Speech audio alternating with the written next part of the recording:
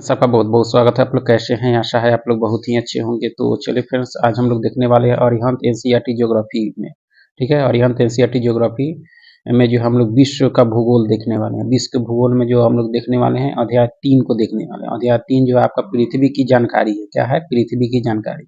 पृथ्वी के संबंध में जो विशेष जानकारी है वो इससे जुड़ा हुआ प्रश्न दिया गया है इसमें। तो चलिए शुरू करते हैं और देखते हैं। अगर आप चैनल पर नए हो तो चैनल को लाइक और सब्सक्राइब जरूर करें। और अरिहंत एनसीईआरटी में जो है हम लोग इससे पहले फिजिक्स, केमिस्ट्री, बायो और आपके जो है थी पॉलिटी और उसके बाद में मॉडर्न इंडियन हिस्ट्री को भी देख चुके हैं। तो अब हम लोग जो है इस अरिहंत एनसीईआरटी में ज्योग्राफी को देख रहे हैं और ज्योग्राफी में हम लोग विश्व का भूगोल सबसे पहले देख रहे हैं। और इसमें आज हम लोग देखेंगे पृथ्वी की जानकारी। पृथ्वी से संबंध में जो भी जानकारी है इसमें दिए गए हैं और ये आपके एनसीईआरटी 6 से लेकर जो है 12वीं तक के बुक से इसमें जो है लिए गए हैं। तो चलिए शुरू करते हैं कि सबसे पहला प्रश्न है कि पृथ्वी की उत्पत्ति के संबंध में कौन सा कथन सही नहीं है। उत्पत्ति के संबंध में कौन सा कथन सही नहीं है?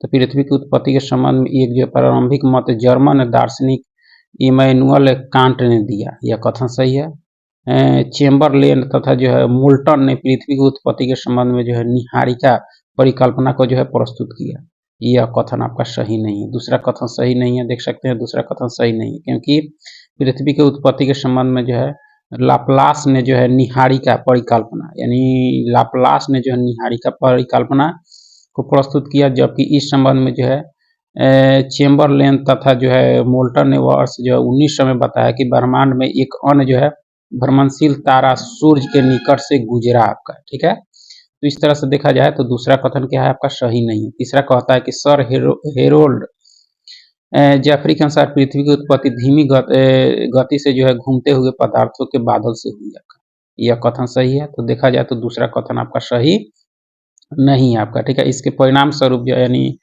गुजरा, इसके परिणाम स्वरूप तारे के जो गुरुत्वाकर्षण से पृथ्वी की सतह से जो है कुछ पदार्थ निकलकर बाहर हो गया। यह पदार्थ बाद में जो है सूर्य के चारों ओर जो है चक्कर लगाता हुआ जो है संघनित हुआ तथा अंततः जो है पृथ्वी ग्रह के रूप में जो है परिवर्तित हो गया आपका, ठीक है। तो इस तरह से देखा जाए तो दूसरा छोड़कर सारे इसमें कथन क्या है आपके सही है आपके पृथ्वी के उत्पत्ति के संबंध में। आगे के निम्न में से किस विद्वान ने यह माना कि पृथ्वी की उत्पत्ति जो है सूर्य तथा जो है एक अन्य जो है भ्रमणशील तारे से हुई? यह आपके बताया गया सर जेम्स जीन के द्वारा, कार्ल वाई जास्कर के द्वारा, ऑटो सिमट के द्वारा, यानी सारे लोगों के द्वारा यह बताया गया आपका, ठीक है। देख सकते हैं पृथ्वी की उत्पत्ति के संबंध में sir James Jeans, Otto Schmidt तथा जो है कार्ल वाइजास्कर ने जो है माना कि पृथ्वी तथा जो है एक भ्रमणशील तारों की सहायता से जो है पृथ्वी की उत्पत्ति थी। यही परिकल्पना बाद में जो है देवतारक सिद्धांत टू फैक्टर थ्योरी बनी। इससे जो है इसमें उल्लेख है कि सूर्य तथा निहारिका से जो है घिरे हाइड्रोजन, हीलियम गैस तथा जो है धूलकणों के घर्षण से एक चपटी जो है तस्तरी के बादल का और जो है अभिवृद्धि प्रक्रम द्वारा जो है ग्रहों का निर्माण हुआ। तो इस तरह देख सकते हैं सारे लोगों के द्वारा जो है सारे विद्वानों के द्वारा पृथ्वी की उत्पत्ति सूर्य तथा जो है एक अन्य भ्रमणशील तारे से हुई, यह मानना है आपका, ठीक है। आगे है कि पृथ्वी पर जीवन की उत्पत्ति के संदर्भ में जो है सही कथन का चयन कीजिए। उत्पत्ति के संदर्भ में सही कथन का चयन कीजिए। तो मध्यजीवी जो है महाकल्प के जुरासिक के कल्प में जो है डायनासोर का विकास हुआ, सही देखना है, यह कथन सही है। रीढ़ की हड्डी वाले जीव तथा रेंगने वाले जीव का विकास जो है क्रिटेशियन कल्प में हुआ, यह कथन सही नहीं है। स्थल और जल पर रहने वाले जीव का विकास पर्मिनियन कल्प में हुआ, यह भी कथन सही नहीं है। तो देखा जाए तो सिर्फ पहला कथन आपके पृथ्वी पर जीवन की उत्पत्ति के संदर्भ में क्या है सही है। देख सकते हैं पृथ्वी के जीवन की उत्पत्ति के संदर्भ में कथन एक सही है। पृथ्वी के इतिहास में जो है मध्यजीवी महाकल्प के जुरासिक कल्प यानी 14.4 से 20.8 करोड़ वर्ष पूर्व जो है डायनासोर का विकास हुआ। 2 और 3 कथन सही नहीं, क्योंकि रीढ़ की हड्डी वाले जीव तथा जो है रेंगने वाले जीव का विकास जो है कार्बोनिफेरस कल्प, ठीक है। जबकि इसमें कह रहा था आपके क्या तो क्रिटेशियन कल्प कह रहा था, इसलिए दूसरा कथन सही नहीं है। देख सकते हैं कल्प में जो है 28.6 से 36 करोड़ वर्ष पूर्व हुआ।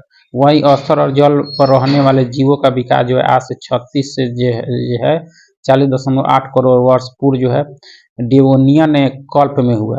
डिवोनियन कल्प में हुआ, जबकि इसमें कह रहा था कि स्थल एवं जल पर रहने वाले जीव का विकास पर्मियन कल्प में हुआ। इसलिए तीसरा कथन भी सही नहीं है और दूसरा कथन भी सही नहीं है, सिर्फ पहला कथन ही आपका सही है आपका। ठीक है कि उत्तरी गोलार्ध में जो है वर्ष का सबसे लंबा दिन आमतौर पर कब होता है? यह होता है जून महीने का जो है दूसरा पखवाड़ा में होता है आपका। ठीक है, देख सकते हैं उत्तरी गोलार्ध में जो वर्ष का सबसे लंबा दिन जो है जून महीने के दूसरे पखवाड़े में आता है। पृथ्वी के उत्तरी गोलार्ध में जो 21 जून को सबसे लंबा दिन की रात जो होती है इसे ग्रीष्म विषु कर्क संक्रांति कहते हैं। यह परिघटना तब घटित होती है जब सूर्य जो है कर्क रेखा 23.5 डिग्री अक्षांश के ऊपर होता है, जिसके कारण जो है उत्तरी गोलार्ध सूर्य के समीप आता है। दक्षिणी गोलार्ध में यह परिघटना 22 दिसंबर को होती है। ठीक है, मोस्ट इंपॉर्टेंट। आगे है कि पृथ्वी के आंतरिक भाग के संबंध में जो निम्नलिखित कथनों पर विचार कीजिए। और आंतरिक भाग के संबंध में जो है संबंध में निम्नलिखित कथनों पर विचार कीजिए और देखना है कि कितने कथन आपके सही हैं। तो पहला कथन कहता है कि पृथ्वी के आंतरिक भाग को प्रत्यक्ष रूप से देखना संभव नहीं है, सही है। पृथ्वी के अंदर वेधन कार्यक्रम कुछ जो है गहराइयों तक ही हो सकता है, ये भी कथन सही है। तो दोनों कथन आपके पृथ्वी के आंतरिक भाग के संबंध में क्या है, सही है आपका। ठीक है, आगे की कथन और कारण दिए गए हैं। कथन पहला कहता है कि पृथ्वी की जो है सबसे अधिक गहराई वाली परत को जो है कोर कहते हैं। यह क्या है आपका, सही है। ठीक है, कारण कहता है यहाँ यह जो है लोहा तथा सिलिका से बनी होती है। यह कथन सही नहीं है। तो कारण सही है, कथन सही, यानी कथन सही है, कारण आपका सही नहीं है। ये सही है परंतु आर गलत है। पृथ्वी की सबसे अधिक गहराई वाले परत को कोर कहते हैं, यानी केंद्रीय भाग कहते हैं। यह सर्वाधिक घनत्व वाली परत है। इसका घनत्व जो है 11 माने 11 से भी अधिक होता है। ठीक है, यह निकिल तथा लोहे से बनी है। निकिल तथा लोहे से बनी है आपका। ठीक है, जबकि इसमें कह रहा था आपका किससे बनी है, तो आपके लोहा तथा सिलिका से। इसलिए कारण आपका क्या हुआ, यहाँ गलत हो गया। ठीक है, बनी होती है। भू प्रपट्टी के नीचे भाग से जो है कोर, ऊपरी भाग जो है त्वरक के विस्तृत क्षेत्र को जो है मेटल कहा जाता है आपका। ठीक है, यह परत मुख्यतः जो है सिलिका और मैग्नीशियम की बनी होती है। इसको जो है सीमा यानी सिलिका मैग्नीशियम भी कहा जाता है। इसका घनत्व जो है 3.1 से 5.1 तक होता है। मेटल पृथ्वी की जो है सबसे ऊपरी परत से घिरा हुआ है। इसे जो है स्थल मंडल कहते हैं। इसका घनत्व 2.75 से बढ़कर 2.90 होता है। तो इस तरह से देखा जाए तो इसमें कारण क्या है, गलत है, क्योंकि यह लोहा और सिलिका से नहीं बना आपका, यह बना आपके निकिल तथा लोहे से आपका। ठीक है, आगे के निम्नलिखित में दिए गए कथनों पर विचार कीजिए। कौन से कथन आपके सत्य हैं? तो देखा जाए तो पृथ्वी का जो है अपने अक्ष पर घूमना घूर्णन कहलाता है, सही है। पृथ्वी की जो है सूर्य के चारों ओर स्थिर कक्षा में गति को जो है परिक्रमण कहते हैं। ये दोनों कथन आपके क्या हैं, सही है आपके। ठीक है, देख सकते हैं दिए गए दोनों कथन सत्य है। पृथ्वी जो है अपने अक्ष पर पश्चिम से पूर्व की ओर निरंतर जो है घूमती रहती है, पश्चिम से पूर्व की ओर। ठीक है, पृथ्वी सूर्य के जो है सापेक्ष लगभग 24 घंटों में एक बार जो है घूमती है। इसे ही पृथ्वी का जो है घूर्णन कहा जाता है। जब पृथ्वी जो है सूर्य के चारों ओर एक स्थिर कक्षा में चक्कर लगाती है तो इसे पृथ्वी का जो है परिक्रमण जो है कहा जाता है। यह एक निश्चित पथ या जो है कक्षा में सूर्य के चारों ओर एक चक्कर लगाने में पृथ्वी को जो है 365/4 दिन का जो है समय लगता है। सूर्य के चारों ओर पृथ्वी की स्थिति में जो है परिवर्तन के कारण ऋतुओं में जो है परिवर्तन होता है। काफी इंपॉर्टेंट प्रश्न है आपका। आगे है कि कथन और कारण दिए गए हैं। पहला कथन कहता है कि पृथ्वी के आकार को जो है भू आभ कहा जाता है आपका। ठीक है, यह कथन क्या है, सही है। पृथ्वी ध्रुवों के निकट गोलाकार है। यह कारण जो है आपका सही नहीं है। ठीक है, ये सही है परंतु आर आपका गलत है। देख सकते हैं पृथ्वी के आकार को भू आभ कहा जाता है। भू आभ का अर्थ होता है पृथ्वी का समान जो है आकार पृथ्वी ध्रुव के निकट थोड़ी चपटी है, अर्थात यह संतरे के आकार की है, इसलिए इसे जो भू आभ कहते हैं आपका। ठीक है, इस तरह से देख सकते हैं ये कथन सही है, कारण सही आपका नहीं। आगे है कि निम्न घटनाओं को जो पृथ्वी पर उनके उत्पन्न होने के काल क्रमानुसार व्यवस्थित कीजिए तथा नीचे दिए टूटों से सही उत्तर का चयन कीजिए। काम किया जाए तो सबसे पहले क्या हो जाएगा आपका, तो कवच वाले जीव हो जाएंगे। ठीक है, उसके बाद आपके पहला कीट हो जाएगा, उसके बाद आपका पहला सरीसृप, उसके बाद पहला स्तनधारी। तो इसको देखा जाए काल, यानी 3, 2, 1, 4 पृथ्वी की उत्पत्ति जो है 4.6 अरब वर्ष पूर्व मानी जाती है। पृथ्वी की उत्पत्ति के बाद सबसे पहले जो है कवच वाले जीव यानी 520 मिलियन वर्ष पूर्व अस्तित्व में आए। उसके बाद जो है कीट आए यहाँ पे 360 मिलियन वर्ष पूर्व। उसके बाद सरीसृप आए 245 मिलियन वर्ष पूर्व तथा स्तनधारी आए 240 मिलियन वर्ष पूर्व अस्तित्व में आए। तो इस तरह से देख सकते हैं आप, इसको ऑप्शन सी के अनुसार कालानुक्रम कर सकते हैं। ठीक है, आगे के नीचे दिए कथनों पर विचार कीजिए और उनमें जो है सही कथनों की पहचान कीजिए। तो सही कथन देखा तो पृथ्वी की घूर्णन गति के कारण दिन और रात होते हैं। पृथ्वी के घूर्णन के कारण दिन और रात होते हैं, सही आपका। पृथ्वी की जो है सूर्य के चारों ओर एक स्थिर कक्षा में गति परिक्रमण कहलाती है, कथन सही है। पृथ्वी अपने अक्ष पर घूमती हुई लगभग 1 लाख किलोमीटर प्रति घंटा की गति से जो है सूर्य की परिक्रमा करती है। तो ये देखा जाए तो सारे कथन आपके इसमें क्या है, सही है आपके। ठीक है, आगे कथन और कारण दिए हैं। पहला कथन कहता है कि जब कोई जो है कृत्रिम उपग्रह पृथ्वी के चारों ओर वृत्तीय कक्षा में नियत गति से चक्कर लगाता है तो उसका वेग जो है स्थिर नहीं होता, क्योंकि उपग्रह की गति की दिशा जो है लगातार बदल रही है। यह कथन से सभी कथन सही है। कारण कहता है कि पृथ्वी का गुरुत्वाकर्षण बल उपग्रह को जो अपने चारों ओर वृत्तीय कक्षा में रखता है आपका। तो ये भी कारण देखा जाए तो ये भी सही है आपका। ठीक है, आगे है कि उत्तर जो है अयनांत के संबंध में जो दिए कथन में जो कौन सही है आपका, कौन सा सही है।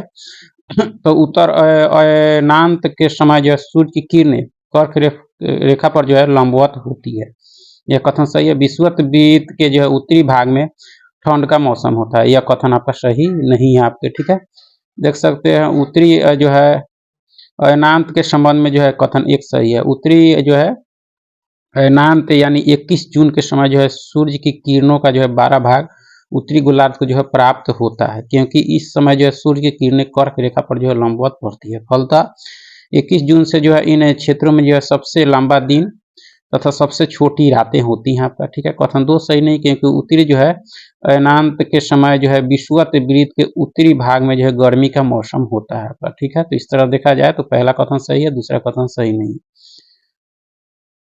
आगे है कि दक्षिणी अयनांत के संबंध में कौन सा कथन सही नहीं है, कौन सा कथन सही नहीं है। तो इस समय जो सूर्य की किरणें मकर रेखा पर लंबवत होती है, यह सही है। दक्षिणी गोलार्ध में जो छोटे दिन एवं जो है लंबी रातों वाली ऋतु होती है, यह कथन आपका सही नहीं। दक्षिणी ध्रुव जो है सूर्य की ओर झुका होता है, यह सही है। दक्षिण अयनांत की स्थिति प्रति वर्ष जो 22 दिसंबर को होती है, यह कथन सही है। तो देखा जाए तो दूसरा कथन आपका सही नहीं है इसमें। ठीक, देख सकते हैं दूसरा कथन सही नहीं, क्योंकि दक्षिणी जो है अयनांत के समय जो है दक्षिणी गोलार्ध में लंबे दिन तथा छोटी रातों वाली जो है ग्रीष्म ऋतु होती है। इस समय जो है दक्षिणी गोलार्ध के बड़े भाग पर जो सूर्य का प्रकाश प्राप्त होता है आपका। ठीक है, आगे कि दक्षिणी अयनांत के संदर्भ में जो है नीचे दिए गए कथनों पर जो है विचार कीजिए और उपयुक्त में से कितने कथन आपके सत्य हैं। तो केवल 2, और 2 कौन कौन से। दक्षिणी ध्रुव सूर्य की ओर झुका होता है, यह सही है। सूर्य की किरणें जो है मकर रेखा पर सीधे पड़ती है, भी सही है।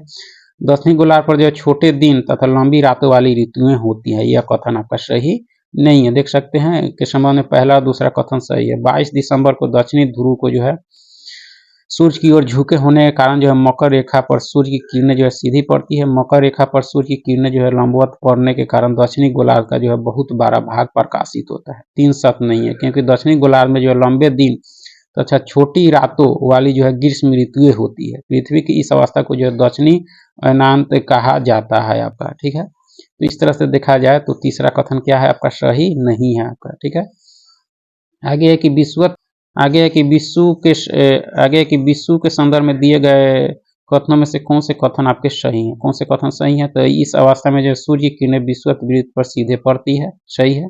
पूरी पृथ्वी पर जो है दिन और रात बराबर होती है, ये भी सही है। कोई भी ध्रुव जो है सूर्य की ओर झुका नहीं होता है। ये सारे कथन आपके विषु के संबंध में सही है। देख सकते हैं विषु के संदर्भ में दिए गए सभी कथन क्या है, सही है। विषुवत की अवस्था एक में जो है सूर्य की किरणें विषुवत वृत्त पर जो है सीधी पड़ती है। विषुवत शब्द जो है संस्कृत से लिया गया है। इसका शाब्दिक अर्थ है दिन और रात्रि बराबर होना। पृथ्वी जो अपनी धुरी पर 23.5 डिग्री झुकी हुई है।